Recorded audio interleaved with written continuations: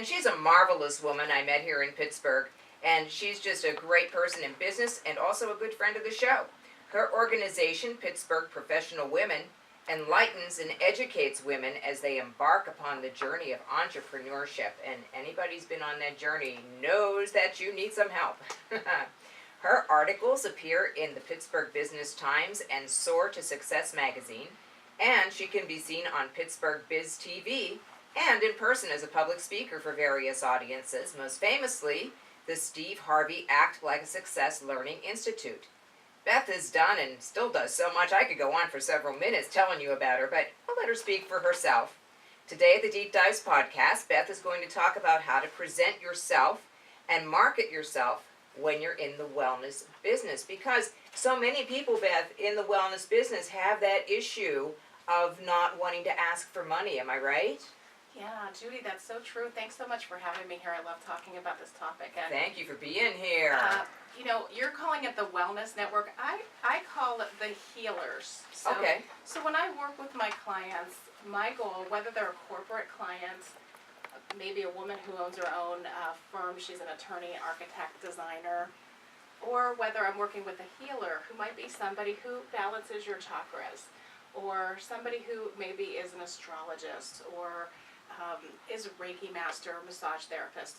They're what I term them very fondly my healers. Okay. And I learned as I was doing my workshops that often I had to create some adaptations for the healers, because they don't seem to be wired in the same way that my corporate clients are. But either way, my goal is always the same. When I'm teaching or consulting, my goal is to get that, usually woman, to a business that's booked full to capacity with a waiting list, whatever that means for her. Right, and a lot of, I think, what you're saying, because their work is coming from what Jasa was talking about, what they're coming from the heart, they're not thinking about the material side of it. So lots of times they're like, oh my goodness, this person needs my help, and they'll just do it and then not be ready to ask for the compensation. It's such a big issue, and I so agree with you, Jasa.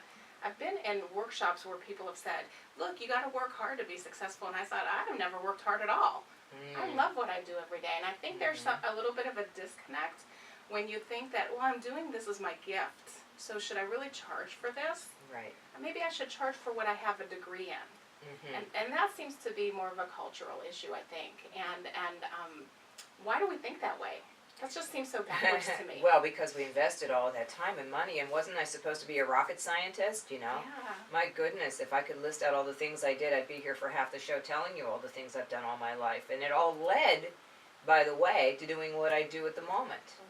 And that's what's really interesting, that once you get on the spiritual path and you get into alignment, the way that Jasa was saying, and you get into that alignment, you realize that each and everything that you do, one thing leads to the next, to the next, to the next, and before you know it, you are this unique, wonderful individual, and you've created your own profession.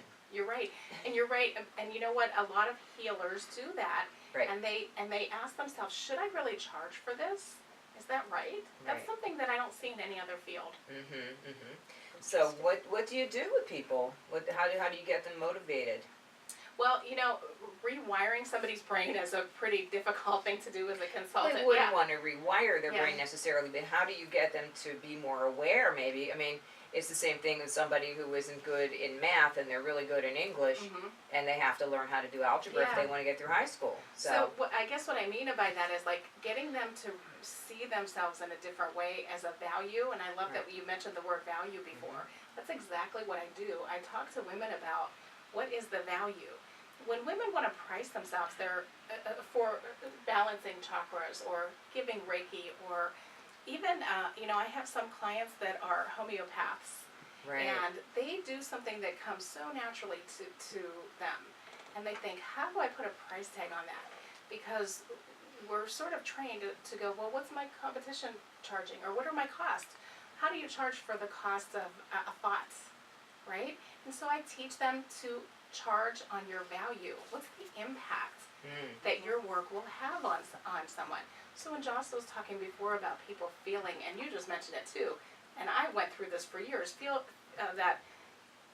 feeling. I didn't know it was in my, is that your second chakra? I didn't know it was my second No, chakra. the second chakra is Or down the third here. chakra, whatever. I didn't know what that Right was. above the belly Just button. sort of that discontent feeling, being at a job. You know, I used to do social work. I had many.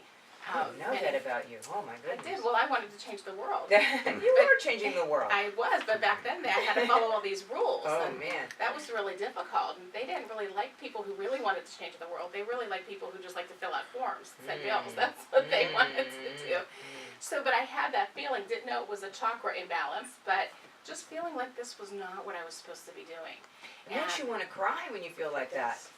Well, certainly there were days back then that I didn't want to get out of bed. I definitely didn't want to go to work. And there are a lot of people in the world, back to my point, there are a lot of people in the world who wake up and don't want to go to work. Right. Now, if you could see a person who could help you shift that perspective and change your reality, what would you pay for that? Right. What's that worth? When you look at it in that way, Right. you can see how you can put a much bigger price tag on it. So that's the first thing, is recognizing the value and then sort of reprogramming them to get comfortable in asking for money, right? So for some of us it takes a little bit of practice. For some of us it takes just that thank you email that says, without you I could have never blank. Mm-hmm. And sometimes I make my clients read those emails, those thank you emails over and over again so they can really see their value. And do you help them to learn also how to organize paperwork, because that can be an issue? Oh my gosh, they see there's never just one thing when it happens in this subject. Mm-hmm. Yeah, so the very first thing that I do with my clients whenever they come through my success circle, I started a success circle specifically for women I've done it. healers. Yes, it's a 7-week program. There's so much that you need to get in order. The very first thing is putting systems in your business. Mm-hmm. You know, a lot of people will tell you that your most important system in your business is selling or advertising or marketing or customer service, and I say your most important system is taking money. Mm-hmm. Because when you get yourself out there and people are ready to pay you, you can't just be saying, do I take checks?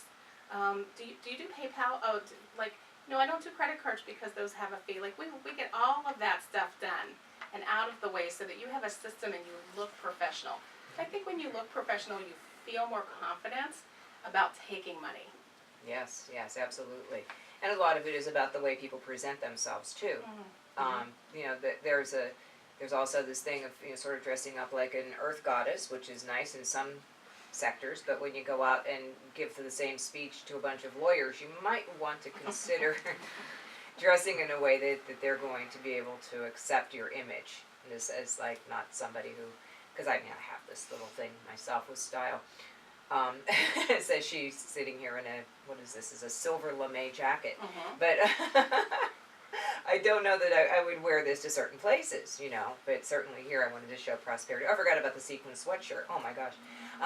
But yeah, there's all of this to it, and you have such a wonderful way of doing it. And what about yourself with your own story? I mean, how has it felt for you now that you're doing what you're aligned with, the way that Jocelyn was talking about, the way that you're aligned, you know, with what you're feeling and doing? Yeah, so it's been a long time, and it seems like a different life since those days of waking up in the morning and thinking, no, I can't do this another day, to the point of where, hey, I get to go be with Judy and Jocelyn today, and I get to see my friends who have a fantastic, amazing business. I spend a lot of my time with people who are living a life of joy because they're doing what they're meant to do. And I think that sometimes when I am on stage, when I speak in the big audiences or small audiences, one of the most common questions that I get is, how do you find out your purpose? And one time I got so frustrated. You get your astrology chart done. Immediately go and see.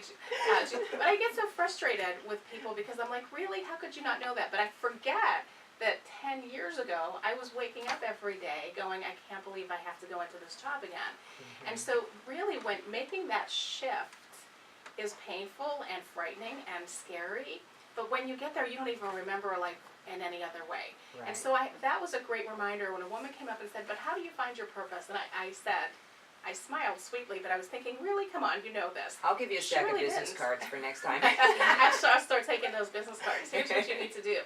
So sometimes, actually, truthfully, there are a lot of people who cannot tell me what they would love to do. They are in such an uncomfortable place, and they've gone to what I call as the place of shoulds.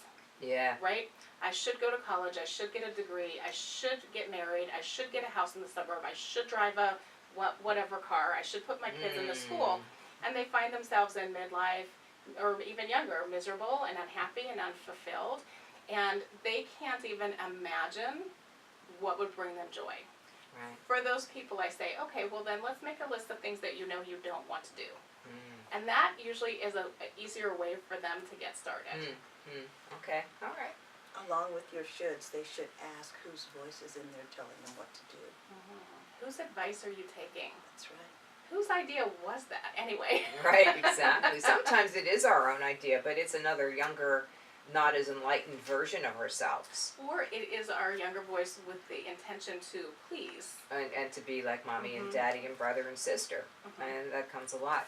But yeah, I mean, with astrology, we do actually, we're looking at a map of the person's life, so oftentimes we can hone in on that and really get some ideas as to what is going to help them out. And also, like you're saying, just to query them. I did a lot of that in my book. Just like sit down and write 5 things that make you happy. Some Yeah. people can't do it.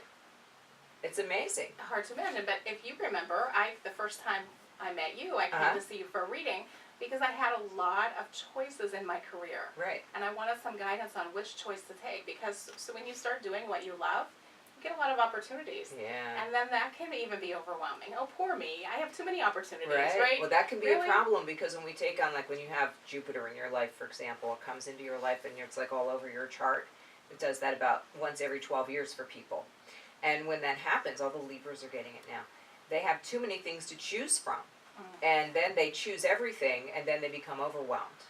So did you notice though how I did that? It never occurred to me to send somebody to you who doesn't know what they want to do in life. I always think, well, you have too many choices, go see Judy. So we personalize everything and we think everybody is exactly where we are. It's a good lesson. Right.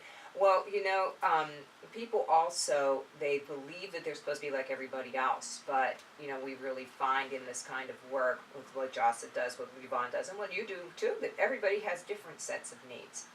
And that's what's really important for our listeners to understand, that you have your own individuality that was given to you at the moment that you came onto this planet in this lifetime.